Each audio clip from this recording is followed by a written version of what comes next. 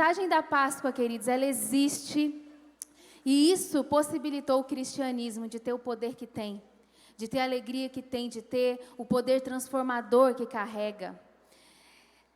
Se a ressurreição não tivesse acontecido, talvez eu e você não estaríamos aqui, na verdade.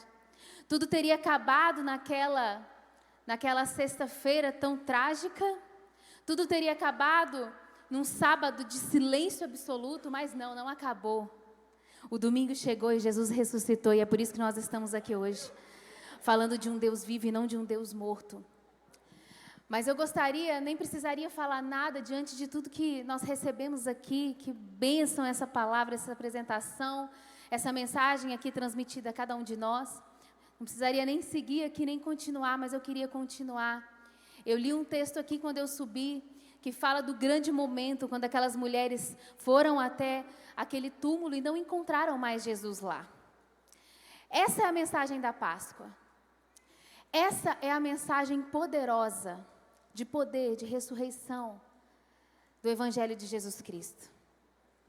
Mas eu quero falar com você hoje, nessa manhã, o que você vai fazer? O que eu vou fazer com a mensagem da Páscoa? A gente poderia contar essa história por diversos pontos de vista, a gente poderia falar aqui sobre diversos pontos de vista, mas eu queria, nessa manhã, trazer para cada um de nós essa mensagem da Páscoa contada pelo ponto de vista daqueles criminosos que estavam ao lado da cruz de Jesus. Eu gostaria de contar hoje a história da Páscoa, baseado naquelas pessoas que estavam presenciando aquele momento, aquela multidão que estava assistindo aquela cena, inicialmente tão trágica, mas depois um sinal de poder para todos nós. E eu quero dizer para você, porque eu já disse para mim nesses dias, enquanto preparava essa mensagem, que existem 3 respostas que eu e você podemos dar diante da mensagem da Páscoa de Jesus. Agora, nesse momento de reflexão, nesse momento, de tanta alegria que é a celebração da Páscoa, eu queria que você, por um instante, você ficasse aí quietinho no seu lugar e que você pensasse, o que eu posso fazer diante da mensagem da Páscoa? Será que eu tenho algo para fazer com essa mensagem? Será que alguma coisa na minha vida pode ser transformada, mudada, através dessa mensagem? Eu estou aqui hoje para dizer para você que é possível dar uma resposta a Jesus diante desse dia tão marcante para todos nós. Será que você já tem dado respostas à mensagem da Páscoa? Será que você vai se identificar nessa manhã com alguma daquelas figuras que estavam presenciando aquele momento da crucificação? Sabe, queridos, quando as pessoas são colocadas sob pressão, quando eu e você somos colocados sob pressão, nós realmente revelamos quem nós somos. E Jesus, naquele momento da crucificação, eu acho que todos vão concordar aqui comigo, ele estava no momento de maior pressão da existência dele aqui na terra. Ele estava diante da morte, ele estava ao lado de criminosos, ele estava sentindo uma dor física, mas não somente uma dor física, mas uma dor na alma daqueles que estavam desprezando, daqueles que estavam maltratando, daqueles que estavam até afetando a sua integridade física ali. Ele sabia que era um momento determinante, na sua história e na história da humanidade. Mas Jesus também foi colocado sob pressão nesse momento, e ele revelou quem ele era. Em Lucas 23:34, o momento de maior pressão que Jesus vivia, refletiu da seguinte maneira sobre o coração e sobre a vida de Jesus. Preste atenção. Quando chegaram ao lugar chamado Caveira, ali o crucificaram com os criminosos, um à sua direita e o outro à sua esquerda. E Jesus disse, no momento de maior pressão que ele poderia estar enfrentando: Pai, perdoa-lhes, pois eles não sabem o que estão fazendo. Isso confronta muito a todos nós, não é verdade? No momento de maior pressão que Jesus estava vivendo, ele não gritou, ele não esbravejou, ele não se defendeu. Ele poderia ter feito tudo isso, Mas no momento de maior dor da história e do ministério de Jesus, ele diz: Pai, perdoa-lhes, porque eles não sabem o que eles estão fazendo. Essa é a essência de Jesus. A essência de Jesus é olhar para mim e para você e não ficar focando naquilo que nós vivemos no nosso passado, aquilo que a gente viveu até ontem, mas Ele está olhando para nós nessa manhã de Páscoa e dizendo assim: não importa o que cada um desses meus filhos que estão aqui viveram ontem, o que importa é o que eu posso fazer hoje na vida deles através do poder da ressurreição. O que importa é o que vai acontecer daqui para frente, através das respostas que eles vão dar, que cada um deles vão dar à mensagem da Páscoa. Amém? Bom, nessa cena tão difícil, Jesus mostrou a sua essência. Mas algumas pessoas que estavam ali em torno de Jesus também demonstraram a sua essência. E eu queria falar sobre 3 respostas que nós podemos dar à Páscoa, mas 3 respostas também que pessoas que presenciaram a crucificação de Jesus deram naquele momento. E a primeira resposta que eu queria dar está em Lucas 23, 35. E diz assim o texto: o povo ficou, o que, gente? Observando. Tem mais coisas aí nesse versículo, logo, logo nós vamos continuar. Mas, eu quero falar desse primeiro grande grupo de pessoas que estavam presentes na crucificação de Jesus, que era o povo, a multidão, o grande volume de pessoas ali ao redor. E a primeira resposta que esse grupo de pessoas deu é: eles observaram com apatia. A primeira resposta que nós podemos dar à mensagem da Páscoa é a apatia. É triste, mas muitos respondem à mensagem da Páscoa, a mensagem da morte e da ressurreição de Cristo, com apatia. Esse grupo, queridos, eles não estavam criticando, eles não estavam esbravejando nem nada, não estavam fazendo nada. Estavam apenas observando aquela cena tão difícil. Apatia. A grande quantidade de pessoas ao redor de Jesus talvez estavam assistindo mais um episódio da série mais incrível que estava se decorrendo naquele momento. Quantas cenas, né, de muita intensidade. Estavam observando aquela sessão do Netflix de Jerusalém e estavam simplesmente analisando tudo com seus olhos atentos, mas apáticos. Sabe, existe um risco muito grande nas nossas vidas, como cristãos, como homem, como mulher. É quando nós ouvimos algo por muitas vezes e não respondemos. Existe um grande risco na minha vida e na sua, quando nós estamos num ambiente desse, com uma mensagem tão poderosa como a que foi ministrada aqui, como a que foi encenada aqui. Uma mensagem que fala que um homem aparentemente comum, mas era o próprio Deus, ele morreu, mas ele ressuscitou o 3º dia e ele está aqui conosco. Ele não está morto, mas ele está vivo, ele está aqui ao nosso redor, ele está dentro das nossas famílias, ele está aí sentado com você, ele está aí dentro de você. Essa é uma mensagem muito poderosa, muito gloriosa, mas existe um risco muito grande da gente ouvir essas mensagens repetidas vezes e nós ficarmos como esse grupo que só observou com apatia, que achou a mensagem muito emocionante, que achou essa uma história muito envolvente, mas que não fez nada com isso, que simplesmente observa que, eu sei, essa mensagem já é muito batida. Jesus morreu, ressuscitou, sofreu aquelas dores, né, e se entregou pela humanidade. Legal, essa mensagem é maravilhosa, é a mensagem central do cristianismo. Estou careca de saber, mas eu não fiz nada com isso. É muito triste essa primeira resposta. Sabe, queridos, quando a gente não responde a algo poderoso que nós ouvimos por muitas vezes e virou algo enrijecido, frio no nosso coração, o que acontece é que automaticamente esse mero saber torna o seu coração e o coração desse grupo dos que respondem com apatia, tornam o coração um coração frio, um coração que não sente nada. Você está muitas vezes na presença de Deus, você recebe essas mensagens poderosas e nada muda na sua vida. Você vê aquelas pessoas todas se manifestando. Quantas vezes isso não acontece? A gente está na casa de Deus, a gente vê as pessoas chorando, as pessoas se entregando, recebendo uma oração, recebendo uma mensagem poderosa, e as pessoas são quebrantadas, e você está sempre ali na espreita, sempre sentado num cantinho, observando tudo, e assim. A primeira resposta que a gente pode dar à mensagem da Páscoa é a apatia. Olha, existe uma cruz. Eu só observo, mas eu não tenho nenhuma reação poderosa diante daquilo que eu estou ouvindo, daquilo que eu estou recebendo. A apatia só observa, mas não tem reação.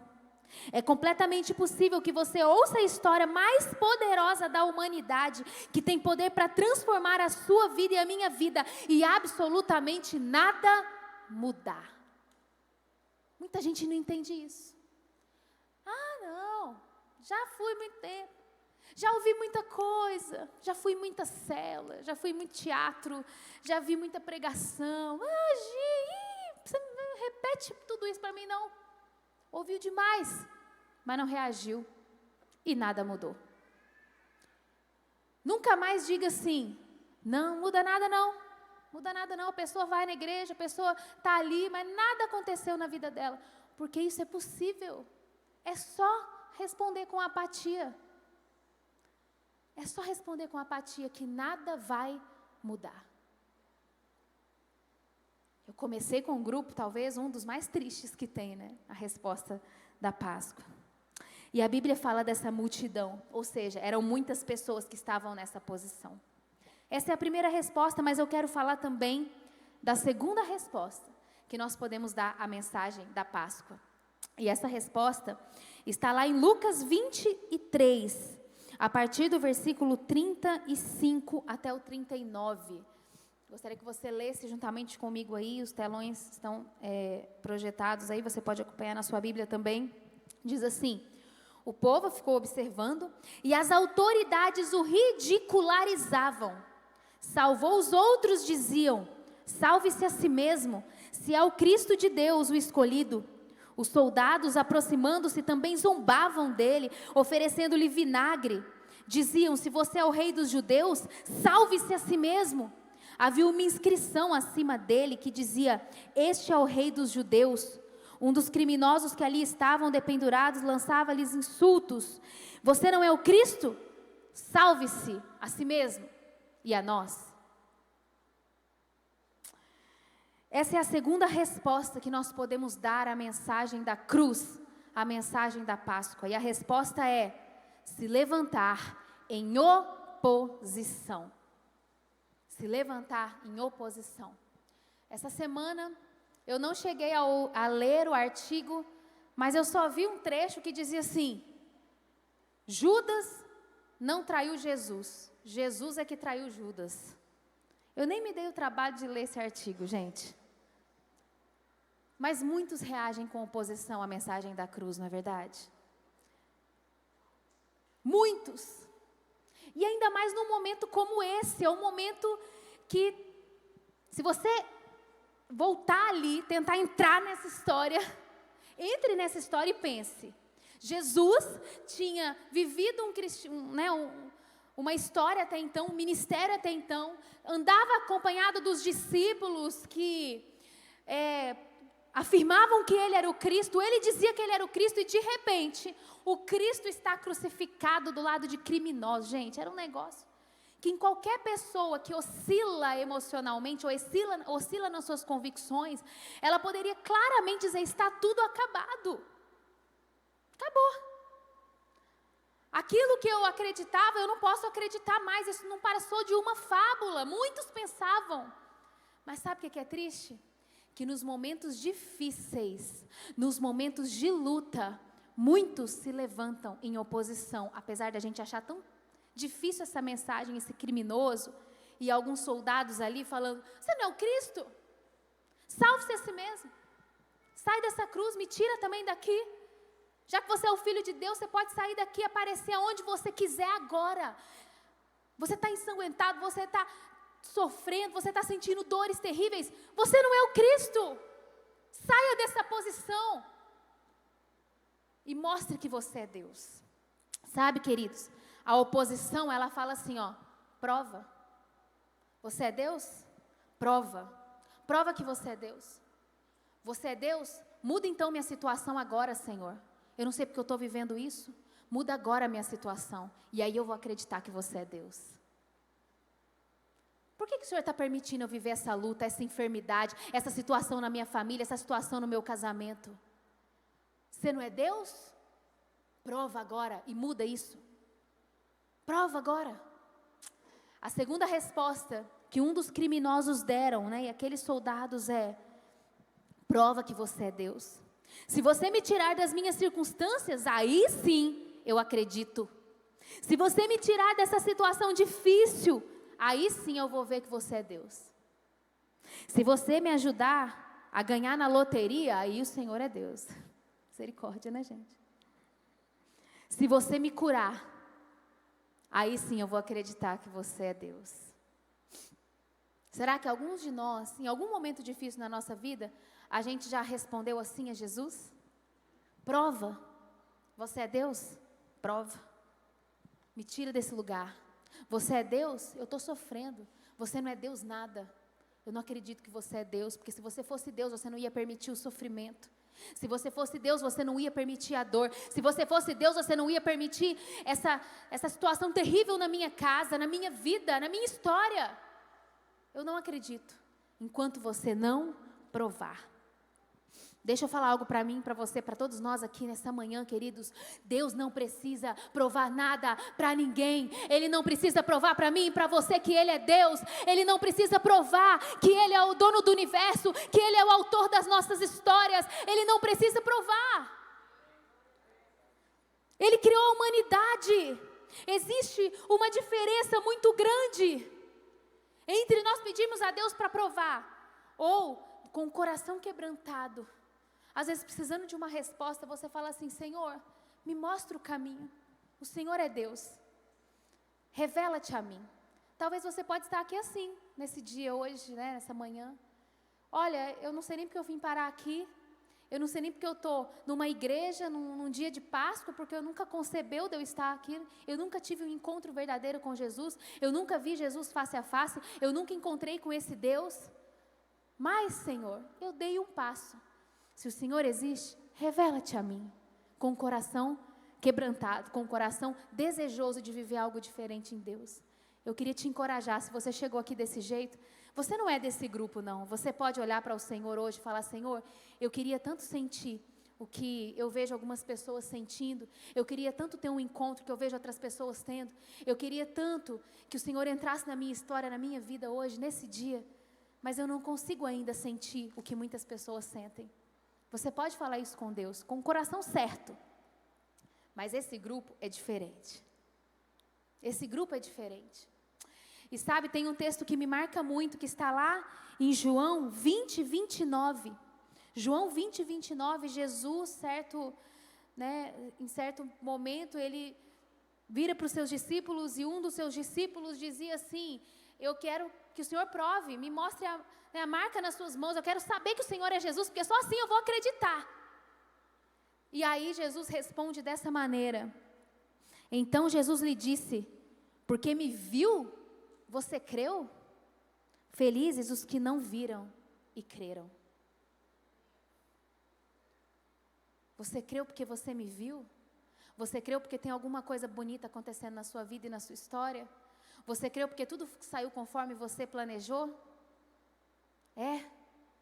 Felizes são os que passaram por lutas, os que comeram muito sal, os que viveram situações difíceis nas suas vidas, os que tiveram 1000 razões para não acreditar, mas ainda assim permaneceram olhando para mim, acreditando que eu sou o Deus de todo o universo, eu sou o Senhor.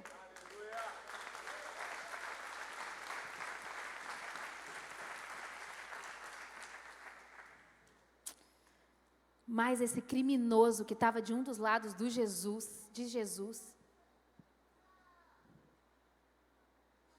ele desafiou. Claramente ele era um opositor, você percebe quando você lê esse texto. Saia desse grupo se você está no grupo dos que se levantam em oposição. Abaixe as suas armas e deixe o Rei dos Reis fazer uma grande obra na sua vida, nesse dia.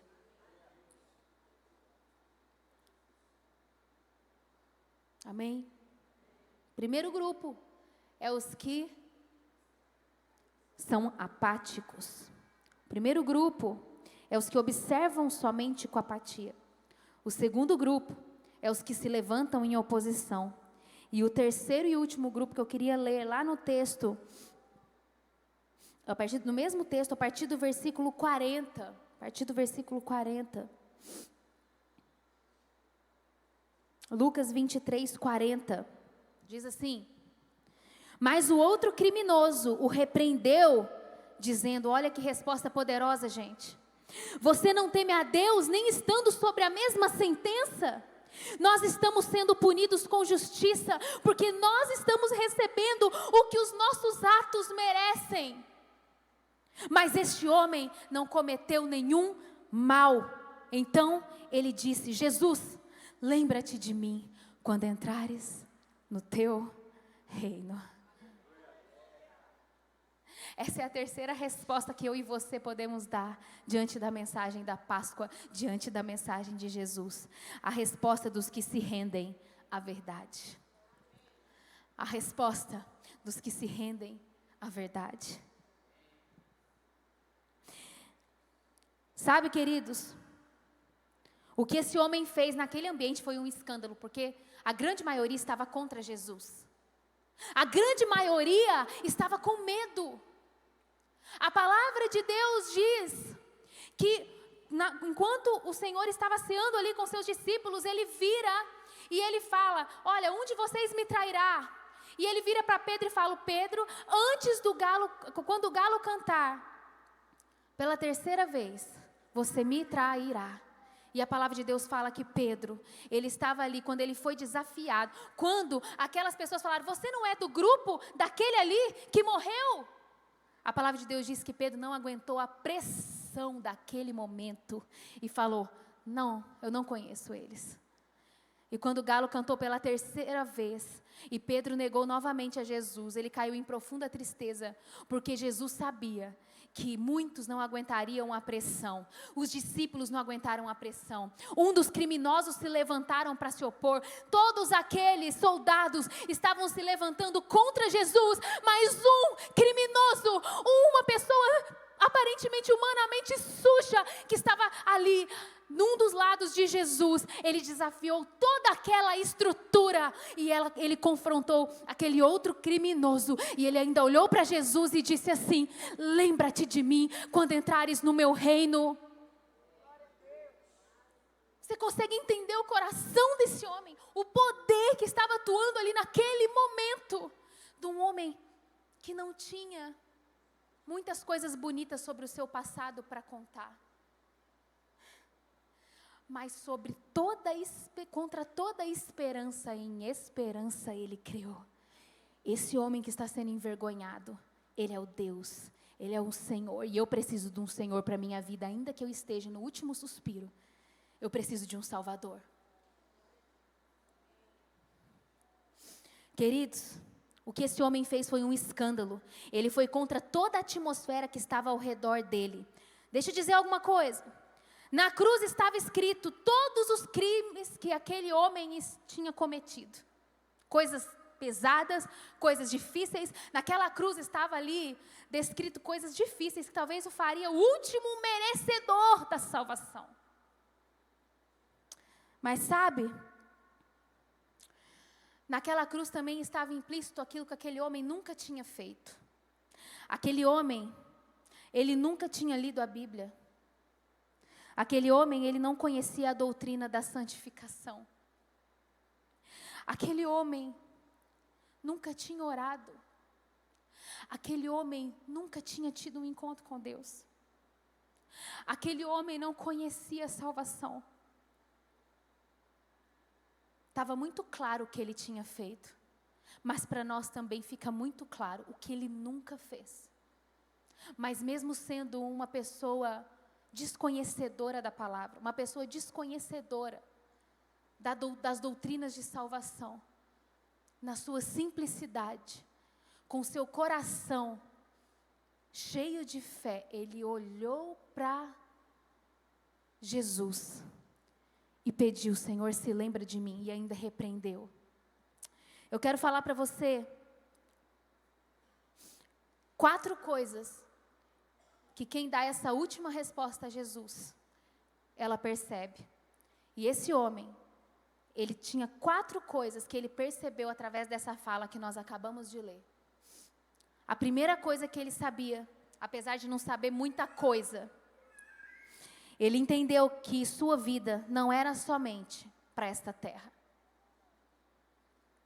Ele estava quase morrendo. Se estava tudo acabado ali, ele não precisava de falar com Jesus, não precisava repreender o outro criminoso, ele só precisava se entregar àquela dor e à morte, certo? Mas ele sabia, naquele momento, que se ele falou aquilo com Jesus, ele sabia que a sua vida não era somente para essa terra. Lembra-te de mim quando entrares no meu reino. Deixa eu te dizer algo, querido. Nós estamos aqui nessa Páscoa, mas nenhum de nós podemos garantir que vamos estar nessa terra na próxima Páscoa.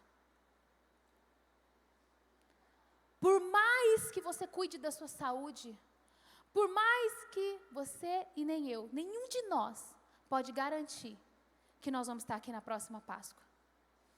Esse homem, ele não garantia que estaria aqui nem na próxima hora, porque ele estava morrendo. Estava crucificado. Então, assim como ele, está na hora da gente entender que nossa vida não é só sobre essa terra. A forma como a gente vive os nossos dias demonstra se a gente está vivendo a vida somente para esses dias ou se a gente está vivendo uma vida para a eternidade. E nessa Páscoa eu queria dizer para você, o convite do Senhor é para que a gente entenda essa verdade. A nossa vida não é sobre esse lugar. A nossa vida não é sobre esses dias ordinários que estamos vivendo. Mas a nossa vida é sobre uma eternidade com o Senhor. E tudo que nós fazemos nessa terra deve refletir a nossa crença. Se nós estamos vivendo como quem só se importa com esses dias, a nossa vida vai ser uma. Mas se a nossa vida está apontando para a eternidade, eu não tenho a menor dúvida que a partir da próxima segunda, ou do momento em que você sair dessa porta, as suas decisões serão diferentes, as suas atitudes serão diferentes, os seus passos serão diferentes. Tudo será diferente, porque quem vive para a eternidade não está muito preocupado com essa terra, está muito mais preocupado em agradar o Senhor.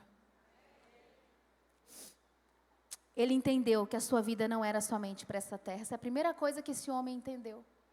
Mas ele entendeu também uma outra coisa. Ele entendeu que ele merecia morrer por aquilo que ele havia feito. Eu vou ler de novo o trecho do texto que nós acabamos de ler. Ele falou assim para o outro criminoso: nós estamos sendo punidos com justiça porque nós estamos recebendo o que os nossos atos merecem. Ele sabia, queridos, ele sabia que ele merecia morrer por aquilo que ele tinha feito. Ele disse: Jesus não fez nada, mas eu e você fizemos. Nós merecemos a morte. E eu quero dizer, queridos, para cada um de nós, por merecimento, você pode até achar, não, aquela pessoa ali, ela é boa demais. Não, aquele ali tem anos que eu vejo ele orando, tem anos que eu vejo ele buscando a Deus. Não, ele merece, eu não mereço. Eu te desafio a você olhar para esse auditório e achar uma pessoa que merece ser salva por Jesus. Você não vai encontrar. Nenhuma pessoa merece. Nós não merecemos. Nós merecíamos a morte eterna. Não estou dizendo da morte física aqui, eu estou falando da morte espiritual, da morte para sempre. A Bíblia fala: todos pecaram e carecem do que, gente? Da glória de Deus. Todos nós carecemos do Senhor. Todos nós carecemos de um encontro com Jesus. Todos nós carecemos de encontrar o Rei, um Salvador, e transformar as nossas vidas e caminhar sobre um novo patamar na nossa história. Todos nós. E todos nós merecíamos a morte espiritual. Então, não se ache a pior pessoa desse auditório.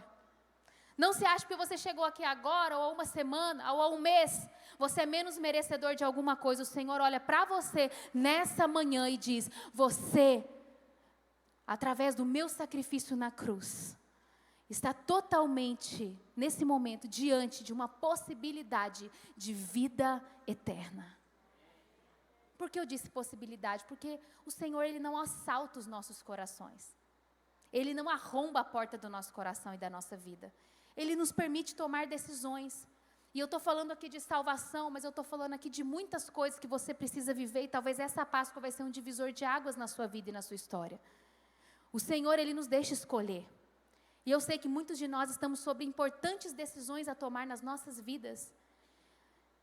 Decida por Jesus, decida pelo melhor, decida pela palavra de Deus, decida pela obediência, decida, não pelo caminho mais fácil, mas pelo caminho mais poderoso, porque esse criminoso não escolheu o caminho mais fácil. O caminho mais fácil era se calar, mas ele escolheu se posicionar. Muitos de nós estamos diante de situações difíceis. Não escolha o mais fácil, escolha aquilo que o Senhor está te colocando no seu coração hoje. Escolha por mim, diz o Senhor. Escolha por uma vida comigo. Não é tarde. Alguns estão ouvindo essa mensagem e pensando assim no seu coração: é muito tarde. É muito tarde. E o Senhor, agora, eu não ia falar isso, mas Ele diz para você: não é tarde não. Está em tempo de você decidir viver uma vida diferente comigo. Amém? Ele entendeu que ele merecia morrer pelo que ele havia feito. Essa é a segunda coisa. A terceira coisa que eu quero dizer, que esse homem, ele sabia, que ele reconheceu que ele precisava de um Salvador. Ele reconheceu que ele precisava de um Salvador naquele momento. A decisão mais importante que a gente pode tomar na nossa vida é que nós precisamos de um Salvador. Um Senhor e Salvador. Hoje em dia ninguém quer ter um dono, não é verdade, gente? Muitas vezes a gente quer ter um Senhor, mas a gente não quer ter um Salvador. Mas o Senhor, o nosso Deus, Ele quer ser o Salvador e o Senhor da nossa história a partir de hoje, se você ainda não tomou essa decisão. A partir de hoje. Senhor, eu faço do Senhor agora, eu tomo uma decisão de fazer do Senhor o meu Senhor e o meu Salvador. Esse homem, ele reconheceu que ele precisava de um Salvador, é por isso que ele abriu a boca. E por isso que ele falou essas frases tão poderosas que nós lemos. E quarta e última coisa que eu queria dizer. Ele reconheceu que Jesus era a solução. Ele reconheceu que Jesus era a solução. Ele tomou a decisão de se render à verdade. Mas porque naquele momento tão rápido e tão intenso, ele percebeu essas 4 coisas. Ele reconheceu que Jesus era a solução. Com muito carinho, queridos, Deus pode usar muitas coisas na sua vida. Deus pode usar mentores, Deus pode usar um monte de coisas que você acha aí que você criou, que Deus pode usar para a sua vida ser melhor.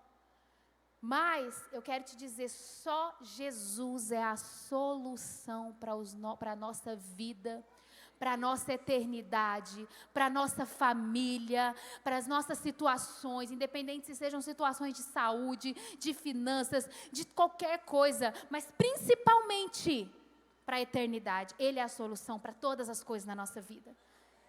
E Ele diz hoje para você: você está cansado? Sabe por que você está cansado? Porque você sabe que a solução sou eu.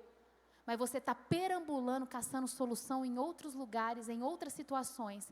Mas hoje o Senhor trouxe você aqui nesse domingo de Páscoa, para assim como aquele criminoso entendeu, você entendeu hoje, Ele é a solução. Eu preciso crer, me lançar e acreditar. Mas a parte mais poderosa dessa...